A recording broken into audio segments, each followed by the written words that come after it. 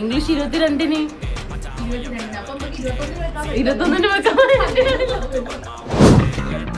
എവിടെയോ എന്തോ ഒരു തകരാറും. 20-ന് മാത്സിന്റെ എക്സാം. അപ്പൊ ഞാൻ 17-ന് വെച്ചു. പിന്നെ 21-നും ഇംഗ്ലീഷിന്റെ എക്സാം വെക്കാൻ പറ്റില്ല. കാരണം തലേന്നായി പോവില്ലേ. 21-ന് വെച്ചാലേ അത് പ്രശ്നല്ലേ. അപ്പൊ 20-നും വെക്കാൻ പറ്റൂല. അന്ന് എക്സാം ആണല്ലോ മാത്സിന്റെ. അത് കഴിഞ്ഞിട്ട് കുട്ടികളൊക്കെ എപ്പം കയറാനോ വീട്ടിലെത്തിയിട്ട് ഭയങ്കരം തന്നെ. അത് 18-ന് വെക്കാം. അടുത്ത നോക്കിക്കേട്ടോ, വേറെ സാധനം കാണിച്ചു തരാം. എന്റെ ഇല്ലാത്ത ബുദ്ധിയിൽ ഒരു ഐഡിയ തോന്നുന്നുണ്ട്.